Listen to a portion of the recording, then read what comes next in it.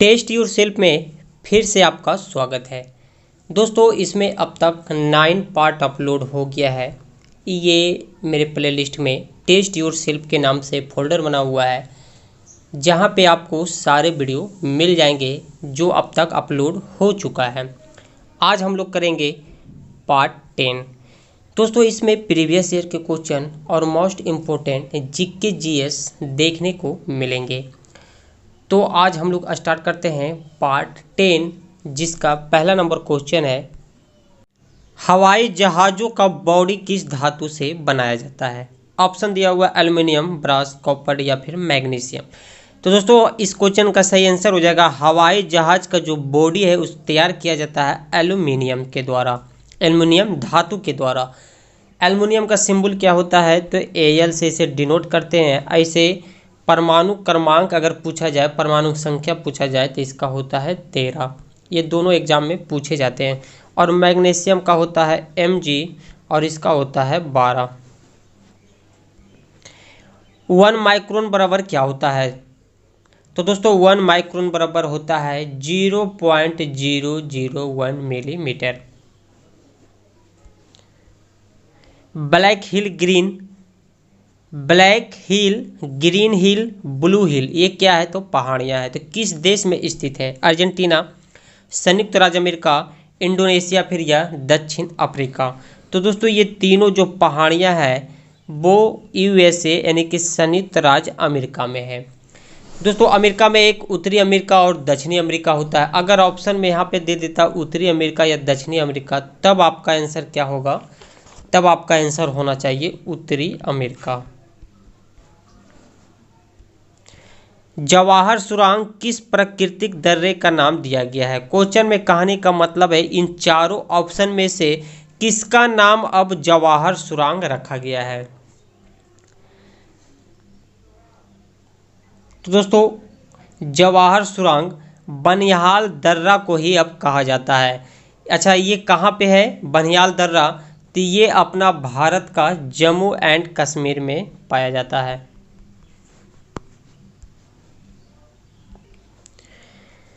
और वहीं पे आपसे पूछ लिया जाए सिपकिल्ला दर्रा कहाँ है, जो ऑप्शन नंबर 3 में है। ये सिपकिल्ला दर्रा कहाँ पड़ता है, तो अपना भारत के हिमाचल प्रदेश में प्रेजेंट है।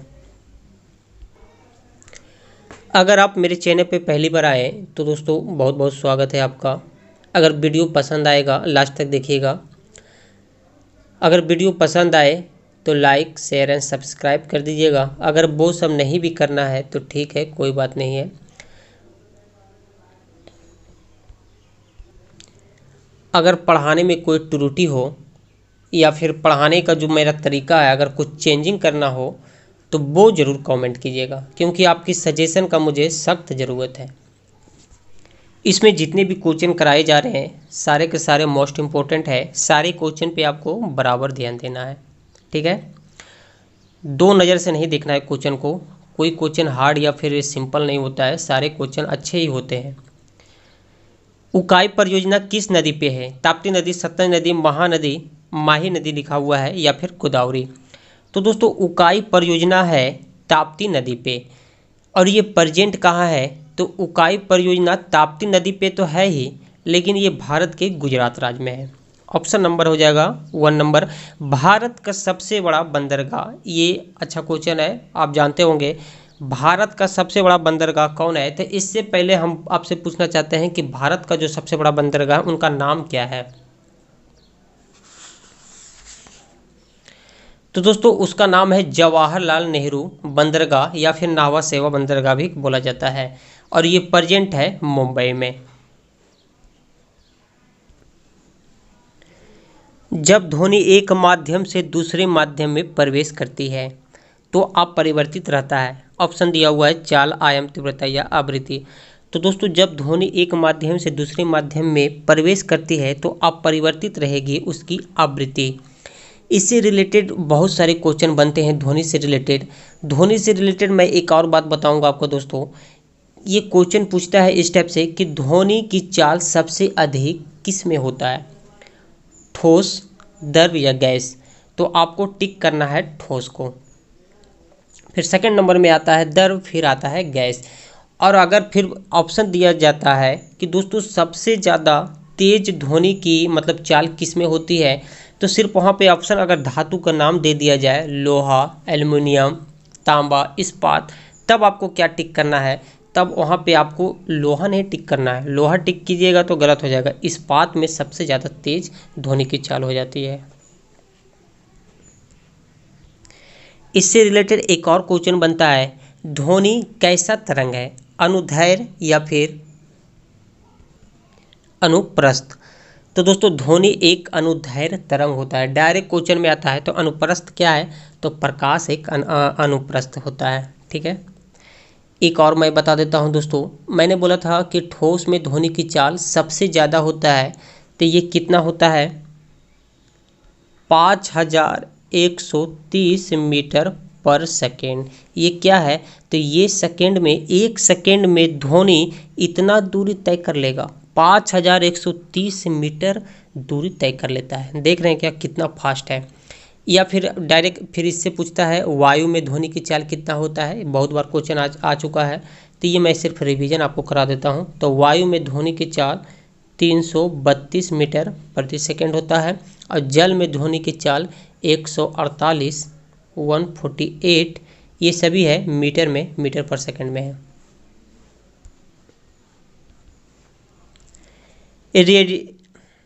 रेडिएटर किसका बना होता है, अगला नंबर क्वेश्चन है, रेडिएटर बना होता है तांबा, पीतल, लोहा, ऑप्शन डी दिया हुआ है ए एम बी। तो रेडिएटर बना होता है तांबा एवं पीतल का, ऑप्शन हो जाएगा डी नंबर। तारों एवं सूर्य की ऊर्जा का स्रोत क्या है, तो तारों एवं ऊर्जा का स्रोत है नाभिकीय संलयन। दोस्तों एक बात और मैं बोलना चाहता हूँ, कितने लोग को ये कन्फ्यूजन रहता है कि दोस्तों हम बहुत याद करते हैं पर याद रहता नहीं है, या फिर हम बहुत मेहनत कर रहे हैं, याद कर रहे हैं, जल्दी याद नहीं होता है। तो मैं आपको बताता हूं दोस्तों कि याद करने से ज़्यादा ध्यान में रहता है सुनने से। अगर आप याद करने के अलावा आप सुनने पे ज़्यादा ध्यान दें, तो मैं गारंटी लेता हूं दोस्तों कि आपसे याद भी ज़्यादा होगा और आपके दिमाग में सेट भी ज़्यादा क्वेश्चन हो जाएंगे। जैसे आप ये वीडियो देख रहे हैं, इसका आप बहुत सारा आंसर दिए भी होंगे और बहुत सारा क्वेश्चन का आंसर आप नहीं भी जानते होंगे।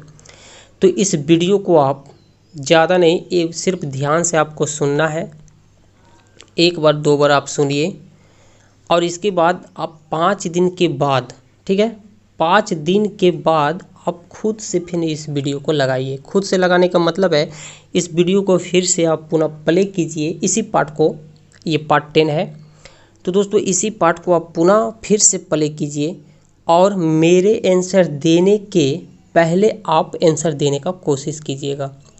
तो दोस्तों मैं गारंटी लेता हूं कि अगर इसमें 50 क्वेश्चन या फिर मैं 30 क्वेश्चन अगर कराता हूं, तो डिफिनिट आप 23 से 25 क्वेश्चन आप खुद से आप अटेंड कर सकते हैं। ये मेरा गारंटी है, 100% हम गारंटी देते हैं इसका।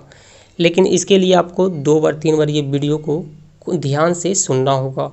हेडफोन है घर में तो हेडफोन लगा के सुनिए, या फिर कहीं शांति जगह है जहाँ पे हल्ला नहीं हो रहा, आपका माइंड डिस्टर्ब नहीं हो रहा है, आप वहाँ पे आप एक बार ट्राई कीजिए, सारा का सारा क्वेश्चन आपका दिमाग में सेट हो जाएगा।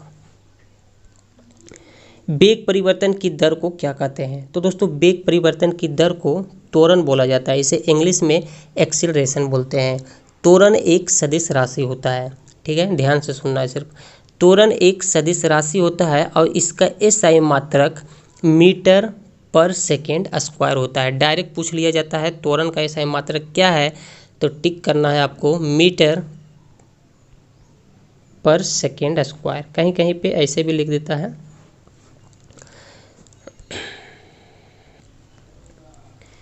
पृथ्वी तल से ऊपर या नीचे जाने पर, ये पृथ्वी तल है, ठीक है, सरफेस है, अगर आप ऊपर जा रहे हैं या फिर नीचे जा रहे हैं तो गुरुत्वीय त्वरण क्या होगा, घटता है, बढ़ता है, या फिर ऊपर जाने पे बढ़ेगा, नीचे जाने पे घटता है, या फिर अपरिवर्तित रहेगा। तो दोस्तों पृथ्वी तल से ऊपर या नीचे जाने पे गुरुत्वीय त्वरण का मान घटेगा, न बढ़ेगा, न मतलब अपरिवर्तित रहेगा। इसका आंसर हो जाएगा ए नंबर। लोहे में जंग लगने पर उसका भार क्या होगा, दोस्तों आपके घर में लोहा होगा, छत पे अगर बिग दिए होंगे आप, तो वर्षा होता होगा तो आप देखते होंगे उस पर जंग लग जाता है। तो उसका वजन क्या होगा। प्रैक्टिकली भी आप कर लीजिए क्या होगा। जैसे कहीं पे जंग लगा हुआ पहले उसका, ये थोड़ा डिफ़िकल्ट है लेकिन आप चाहें तो कर सकते हैं। अगर पहले आप उसका वजन आप कर लिए और उसका जब जंग उसमें लग जाएगा तो आप देखिएगा कि उससे वजन जो आपका था कुछ ना कुछ उसका बढ़ जाएगा। तो जो लोहे में जंग लगने पे उसका भार थोड़ा बढ़ जाता है। ऑप्शन हो जाएगा बी नंबर। बॉक्साइट का अयस्क, ये सब सारे क्वेश्चन अच्छे हैं, इंपॉर्टेंट है। बॉक्साइट का अयस्क क्या होता है, मतलब पूछा गया है कि बॉक्साइट किसका अयस्क है। तो दोस्तों बॉक्साइट एल्युमिनियम का अयस्क होता है। और बॉक्साइट का रासायनिक सूत्र क्या होगा, तो Al2O3.2H2O, Al2O3.2H2O ये बॉक्साइट का रासायनिक सूत्र होता है। दोस्तों एल्युमिनियम के और भी कुछ अयस्क होते हैं, जैसे कोरंडम भी एल्युमिनियम का अयस्क होता है। यहाँ पे बॉक्साइट ना दे के कोरंडम अगर दे देता तो फिर भी आपका आंसर एल्युमिनियम ही होता। सेल्स पार थोड़ा नाम लेने में डिफिकल्ट है, सेल्स पार और एक होता है क्रायोलाइट। ये तीनों जो है एल्युमिनियम का ही अयस्क होता है। पारा का भी बहुत बार एग्जाम में पूछ लिया गया है, तो पारा का अयस्क होता है सिनेबार। और लोहे का भी बता देते हैं, तो इसका होता है हेमेटाइट, मैग्नेटाइट, सीडेराइट और आयरन पाइराइट। लोहे के जितने भी मैंने अयस्क बताए हैं दोस्तों, उन्हें याद करने के लिए, याद रखने के लिए एक ट्रिक भी बता देते हैं। जैसे मैंने बोला था हेमेटाइट, मैग्नेटाइट, तीसरा नंबर में बोले थे सीडेराइट और आयरन पाइराइट। तो अब ध्यान से अगर आप देखिएगा तो सभी के लास्ट में क्या आ रहा है, टाइट। सभी के लास्ट में टाइट। हेमेटाइट तो लास्ट में टाइट आया, मैग्नेटाइट तो लास्ट में टाइट आया।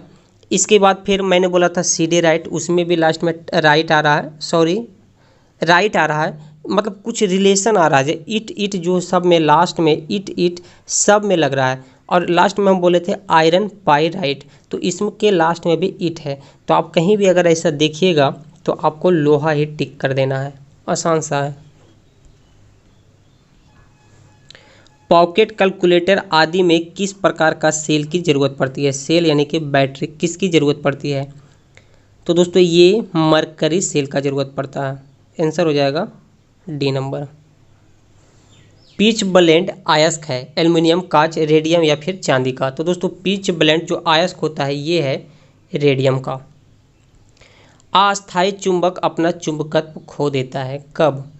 तो दोस्तों अस्थायी चुंबक अपना चुंबकत्व खो देता है जब चुंबकत्व बल हटा लिया जाता है। ऑप्शन नंबर हो जाएगा डी नंबर, जब चुंबकत्व बल हटा लिया जाता है।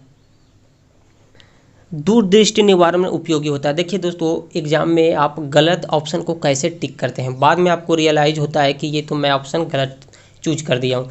दोस्तों क्या होता है, जैसे आप दूरदृष्टि, ये तो मुझे पता है कि आप आंसर जानते हैं इसका। जैसे ही आप देखते हैं आप खुश हो जाते हैं, और हड़बड़ी में जो मारना चाहिए आंसर वो आंसर आप लगाते नहीं। कि आप उत्तल होगा आंसर, तो फर्स्ट बार में आप देखते हैं उत्तल कहाँ है, जल्दी से खोजते हैं, क्योंकि वहाँ पे टाइम तो चल रहा है कोना में। ये टाइम जो चल रहा है जैसे जैसे घट रहा है आपका दिल का प्रेशर भी बढ़ रहा है, यहाँ घटेगा अब आपका प्रेशर बढ़ेगा। तो इस हड़बड़ी में क्या होता है, उत्तल कहाँ दिखा, तो चलिए ये मार दिए। फिर कौन सा मोटर मिक्सर ग्राइंडर में प्रयोग होता है, फिर अगला क्वेश्चन पे आ जाते हैं। लेकिन यही तो कन्फ्यूजन है, उत्तल यहाँ भी दिया, उत्तल यहाँ भी दिया, तो दोनों को तो आपको ये तो सेम मिल रहा है, लेकिन और डिफरेंट क्या मिल रहा है ये आपको देखना है। एग्जाम में थोड़ा सा हड़बड़ी ठीक है, लेकिन थोड़ा सावधानी पूर्वक। जैसे ये दोस्तों ये यहाँ पे क्या दिया हुआ है, लेंस दिया हुआ है, यहाँ पे दर्पण दिया हुआ है, यहीं पे लोग मार खा जाते हैं अगर नहीं देखते हैं तो। कितना लोग ध्यान देते भी है, लेकिन जो नहीं देते हैं हम उनके लिए बोल रहे हैं। तो दूरदृष्टि निवारण में उपयोग होता है उत्तल लेंस का होगा, ठीक है। विश्व स्वास्थ्य संगठन का मुख्यालय कहाँ पे है, तो दोस्तों विश्व स्वास्थ्य संगठन का मुख्यालय जिनेवा में है। और जिनेवा कहाँ पड़ता है, स्विट्जरलैंड में पड़ता है। विश्व स्वास्थ्य संगठन को WHO भी बोला जाता है, या फिर आपसे पूछा जाए कि WHO का फुल फॉर्म क्या होगा, तो विश्व स्वास्थ्य संगठन। आप यहाँ पे अगर ऐसा ऑप्शन देगा तो आप टिक कर सकते हैं। इसकी स्थापना 7 अप्रैल 1948 में ईस्वी में हुई थी, 7 अप्रैल 1948 ईस्वी में। कर्नाटक राज्य में कोलार की खाने किसके लिए प्रसिद्ध है, तो कर्नाटक राज्य में कोलार की जो खाने हैं वो सोना के लिए प्रसिद्ध है।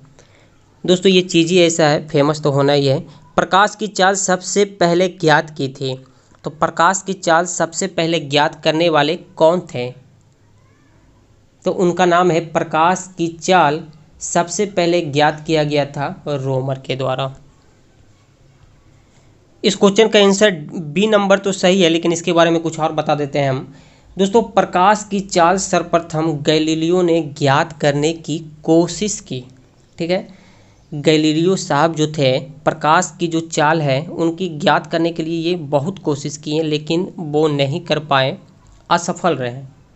लेकिन इसके बाद 1675 ने इस पे रोमन साहब भी काम किए और वो सफल हो गए, और इन्हीं के नाम दिया गया है। प्रकाश की चाल सबसे पहले ज्ञात किसके द्वारा किया गया है? तो ऑप्शन यहाँ पे बी ही टिक होगा। एक बात आप बताते हैं दोस्तों, निर्वात में या फिर वायु में प्रकाश की चाल 3×10⁸ मीटर प्रति सेकेंड होता है। इतना ये चाल होता है, इतना ये स्पीड में चलता है निर्वात या हवा में। आतिशबाजी में, आतिशबाजी मतलब पटाखा, जहां आप लोग शादी ब्याह उत्सव में कोई पटाखा वटाखा छोड़ते हैं। हरा रंग निम्नलिखित में से किसकी उपस्थिति के कारण होता है? तो दोस्तों जब वो आसमान में जाके फटता है तो बहुत रंग बिरंग दिखता है, तो उसमें एक हरा कलर भी होता है। तो वो किसके कारण होता है? तो उसमें बेरियम प्रेजेंट होता है, जिसके कारण वो हरा दिखता है। अच्छा, लाल भी जो दिखता है, ये भी क्वेश्चन आता है, तो ये स्ट्रॉन्शियम के कारण लाल दिखता है।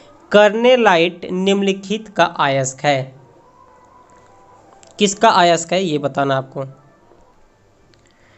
तो दोस्तों कर्नेलाइट अयस्क होता है मैग्नीशियम का। कंफ्यूजन नहीं होना है, एल्युमिनियम के बारे में हम कोरंडम, सेल्सपार और क्रायोलाइट एल्युमिनियम के बारे में बोले। यहाँ पे मैग्नीशियम के बारे में, जिसका हम शॉर्ट संकेत भी बोले Mg, जिसका परमाणु क्रमांक 12 होता है, हम इसी के बारे में बोल रहे हैं। कर्नेलाइट मैग्नीशियम का अयस्क होता है। हंसने वाली गैस जब उसे छोड़ा जाता है भीड़ भड़ाका में, तो लोग वहाँ पे हंसने लगते हैं, वो किसके कारण होता है? ये जनरली यूज किया जाता है जब भीड़ भड़ाका में कोई लड़ाई झगड़ा हो गया, तो दोस्तों इसे कंट्रोल करने के लिए किया जाता है। तो ये होता है नाइट्रस ऑक्साइड के कारण, जिसका रासायनिक फार्मूला N2O होता है। कपास के रेशे पौधे के किस भाग में पाए जाते हैं? आपको जनरली याद रखना है कि ये बीज से प्राप्त होता है, कपास के बीज से रेशे उनके प्राप्त होते हैं। ये इतना ही सब लिख देता है सिर्फ कन्फ्यूजन के लिए। श्वसन मूल पाई जाती है, तो दोस्तों श्वसन मूल पाई जाती है जूसिया में। आंसर हो जाएगा डी नंबर। आलू में खाने योग्य भाग कौन सा? आलू का कौन सा भाग खाया जाता है? तो उसका नाम है तना। अदरक एक तना है, जड़ नहीं, क्योंकि अदरक एक तना के अंतर्गत आता है, जड़ के अंतर्गत नहीं। ऐसा क्यों? तो इसमें पर्व तथा पर्व संधियाँ होती है, इसमें पर्व तथा पर्व संधियाँ होती है। फूलगोभी में खाने योग्य होता है, फूलगोभी का कौन सा भाग खाया जाता है? तो दोस्तों फूलगोभी का तो ये तो आपको पता है, फूल एक पुष्प की तरह, फूल की तरह दिखता है, तो पुष्प उसे ही बोलते हैं फूल को, तो पुष्प कर्म को खाया जाता है। चंदन को समानता मानते हैं, चंदन को समानता क्या माना जाता है? तो आंशिक मूल परजीवी माना जाता है। चंदन को आंशिक मूल परजीवी मुख्य रूप से माना जाता है। कंप्यूटर के निर्माता या उपयोगकर्ता द्वारा एक बार प्रोग्राम किए जाने के बाद निम्नलिखित में से किसे शोधित नहीं किया जा सकता है? तो ये होगा दोस्तों रोम। रोम यानी कि एक तरह से ये मेमोरी हो जाता है, इसका फुल फॉर्म होता है रीड ओनली मेमोरी, जिसमें कोई भी आप रिकॉर्ड रख सकते हैं, रोम। और एक होता है रैम, तो ये सीधा से फुल फॉर्म भी पूछ लिया जाता है रैम या रोम का। तो रैम का फुल फॉर्म होता है रैंडम एक्सेस मेमोरी, यानी कि इसमें कुछ समय के लिए मतलब स्टोरेज रहेगा, फिर ये पुनः ऑटोमेटिक डिलीट हो जाता है जब आपको इस सिस्टम को बंद कीजिए या रीस्टार्ट कीजिएगा तब। और रोम में लेकिन एक बार जब आने के बाद ये डिलीट नहीं होता है। भारतीय सांख्यिकी संस्थान कहाँ स्थित है? भारतीय सांख्यिकी संस्थान कहाँ पे स्थित है? तो दोस्तों भारतीय सांख्यिकी संस्थान कोलकाता में है। आज के लिए बस इतना ही। नेक्स्ट वीडियो में कुछ अलग क्वेश्चन करें।